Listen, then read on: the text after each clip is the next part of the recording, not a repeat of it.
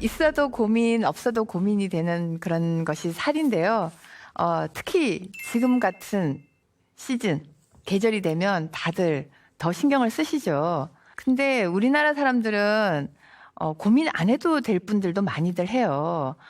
기준이 너무, 삐딱 마른데 기준이 돼 있어서 제가 볼 때는 무조건 날씬하다고 좋은 게 아니고요. 적당하게 있는 게 가장 좋거든요. 그래서 먼저 이 비만의 원인을 한번 살펴보면 동양 서양에서 보는 게 달라요. 한의학적으로 보면 뭔가 오장육부의 밸런스가 깨졌을 때 그때 막 식욕도 땡기고 먹는 거에 비해서 살이 많이 찌게 되고요.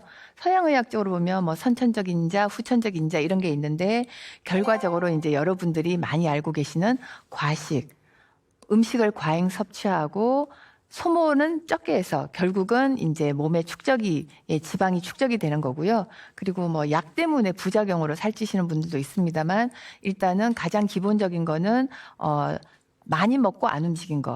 한의학적으로는 뭔가 균형이 깨져 있을 때 그러면 적게 먹어도 쪄요. 운동해도 안 빠집니다. 그래서 그 부분에 대해서 제가 말씀을 더 드릴게요.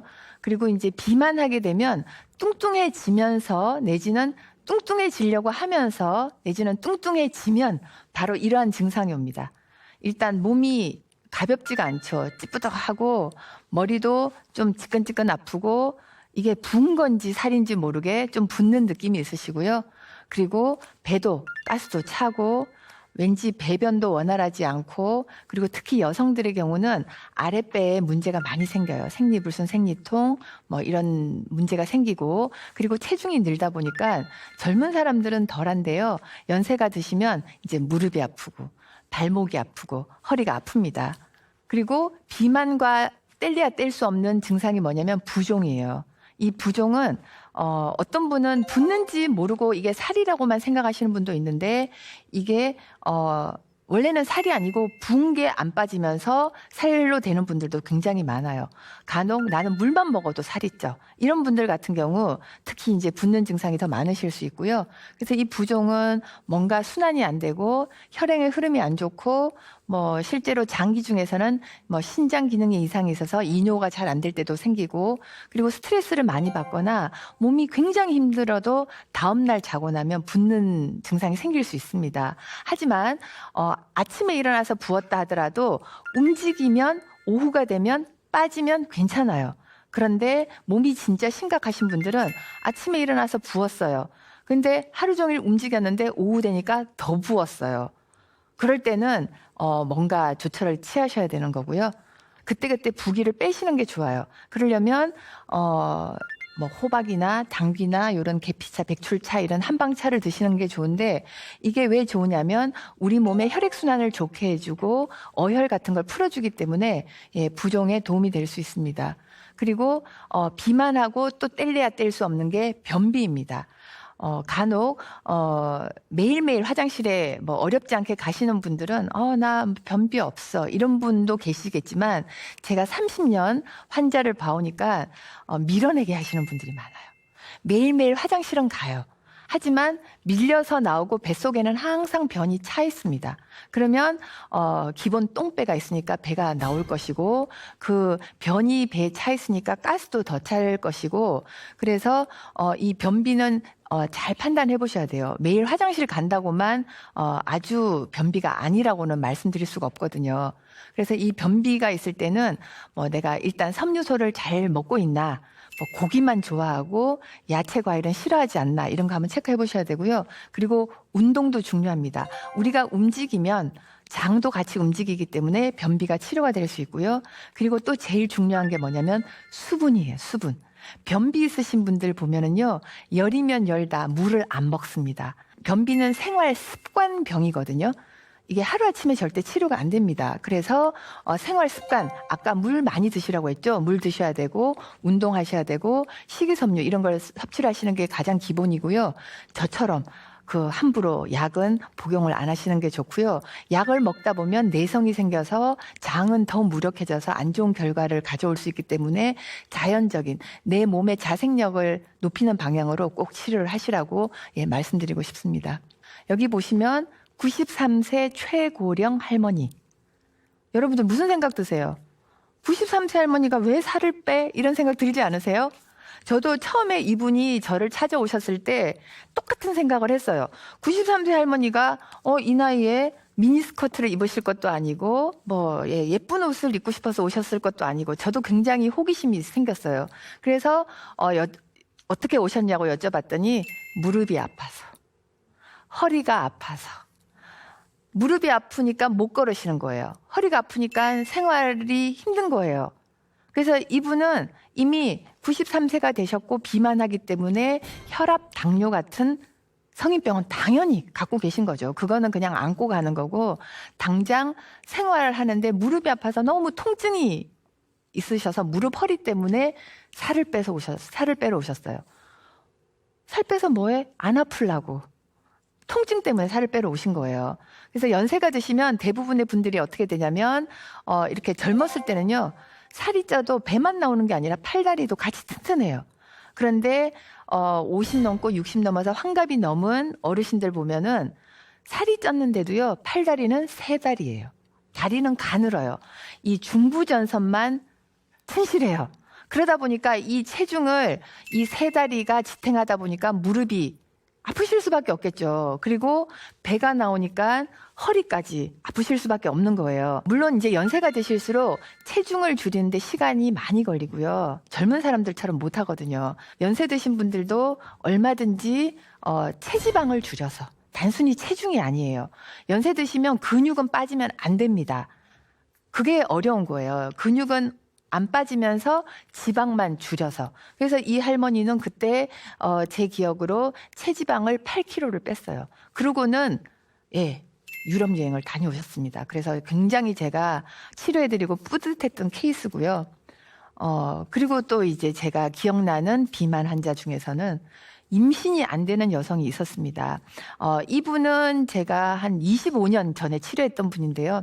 그때는 저도 임상 한 5년 차니까 햇병아리일 때였는데, 물론 비만 환자를 보고 있었는데 이 여성이 체중이 한 90대 중반 정도 나갔어요. 결혼한 지 4년 차. 그래서 어떻게 오셨어요? 그랬더니 실은 결혼한 지 4년이 됐는데 작년부터 1년 전에 결혼한 지 3년 차가 됐는데 임신이 안 되니까 시댁과 친정에서 임신에 좋은 걸 마구 사육을 시키셨대요. 그래서 주는 대로 다 드시고 나니까 결국 체중이 한 30kg 이상 불은 거예요. 그래서 90대 중반이 됐는데 이 여성분은 저한테 와서 자기는 임신도 싫다. 왜? 임신하면 바로 세 자리 숫자가 될 거니까 생각만 해도 끔찍하다는 거예요. 그러면서 저한테 자기는 임신 때문에 온 게 아니라 살을 빼달라고 해서, 그때는 솔직히 제가 이런 분은 처음이었고 그냥 저도 살만 빼주기 위해서 치료를 했는데, 이제 한의학적으로 제대로 살을 빼는 방법은 식욕억제제를 주는 게 아니고요. 그 사람 몸에 문제 있는, 아까 한의학적인 원인이 오장육부의 밸런스가 깨지고 뭔가 오장육부 근본 문제가 있을 때 살이 찌게 되는 거거든요. 그래서 특히 여자들은 살찌는 이유가 아랫배 찬 거 깔고 갑니다. 하복부 냉.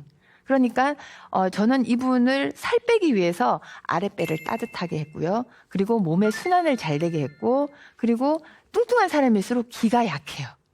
그래서 기운 나게 하면서, 물론 이제 식이 조절은 어떻게 하시라고 해서 본인이 식이 조절을 했죠. 그래서 이분이 체중을 30kg을 뺐습니다. 빼고 나니까 임신이 저절로 된 거예요. 그때 저는 처음이었어요. 살을 빼줬는데 임신이 돼? 웬일로? 그래서 제가 다시 이렇게 제가 어떻게 치료했나를 체크를 해보니까 결국은 저는 살을 빼기 위해서 아랫배를 따뜻하게 하고 흐름을 좋게 했는데 결국은 그게 임신에도 도움이 됐던 거예요.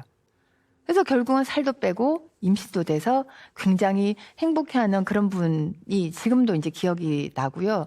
이제 저분 다음부터는 이제 제가 전문도 안 했던 불임 환자를, 난임 환자를 많이 보게 됐고, 그래서 제가 지금도 솔직히 제가 저출산에 관심이 많기 때문에 임신에 관계되는 분들을 많이 보고 있습니다. 그래서 결과적으로 살이 찌면, 이 살이라는 거는 단순히 체중이 아니라 체지방을 말하는 거고요. 겉으로 봐서는 굉장히 말라 보이는 여성 중에서 임신 안 되는 여성들은 체중은 얼마 안 나갈지 몰라도 지방 덩어리인 경우가 많이 있습니다. 그래서 체지방을 엄격하게 말하면 살이 아니라 체지방을 줄여야지, 표준 체지방이어야지 임신이 잘 됩니다. 그리고 또 기억나는 환자 중에는 아무리 노력해도 살이 안 빠진다. 여러분도 그런 경험 해보셨을 거예요. 적게 먹어도 안 빠지고 운동해도 안 빠지고. 이런 분들은 한의학적으로 봤을 때는요, 몸의 순환 자체가 잘못되어 있는 분이고 오장육부의 밸런스가 깨져 있기 때문에 그 치료를 저는 이제 몸의 순환을 좋게 하고 일단 기본 대청소, 해독을 하고 그렇게 이제 치료를 하는데, 기본이 뭐냐면 물론 비만뿐만 아니라 다른 질환도 해당이 되는데요. 이 해독이 굉장히 중요하고 우리 몸에 독소가 축적되면 나타나는 특징들이 여기 나와 있듯이 뭐 피부 질환이나 뭐 두통, 뭐 여러 가지 부종, 만성 피로 등등의 여러 가지 독소 누적으로 나타나는 증상들이 있기 때문에, 이런 증상들이 만성적으로 있으면 내 몸에 독소가 많이 있지 않나 한 번쯤은 의심해 보시는 게 좋고요. 그래서 뭐 살을 빼든 몸을 좋게 하든 기본이 해독. 그래서 순환을 좋게 하기 위해서 해독을 하는 거고, 해독을 하시게 되면 몸이 굉장히 가벼워지고 좋아질 수 있고요. 해독을 하게 되면 여기 사진 나와 있는 것처럼 치료 전에는 저렇게 아랫배가 파란 거는 차다는 의미거든요. 차든 아랫배가 치료를 어느 정도 하고 나면 아랫배가 따뜻해져서 저렇게 변화를 하게 되고, 그래서 임신이 안 되던 분이 살을 빼고 몸을 좋게 하니까 임신이 되게 되는 겁니다. 그런데 살은 무조건 빼야 될까요? 제가 30년 전에 처음에 비만 환자를 볼 때는요, 무조건 빼야 된다고 저도 생각을 했어요. 그런데 최근에 의학계에서 이제 보고되기로는 50대, 60대까지는 표준 체지방을 유지를 하셔야 돼요. 왜냐하면 그때는 성인병이 계속 발병할 수 있는 나이기 때문에 그때는 딱 표준 체지방을 유지를 하시는 게 좋고요. 70세가 넘어가면 요즘은 지방도 좋으니 통통한 게 좋다라고 얘기를 하고 있습니다. 왜냐하면 70세가 넘어가면 면역 기능이 떨어지기 때문에 뭐 살이든 지방이든 근육이든 좀 많이 있는 것이 하다못해 감기가 걸렸을 때 내가 이겨낼 수 있는 힘이 되기 때문에 뭐 굳이 체지방에 얽매이지 않더라도 연세 드셔서는 좀 잘 드시고 체중이 느는 게 훨씬 더 좋습니다. 예, 제 강의는 이것으로 마치겠습니다.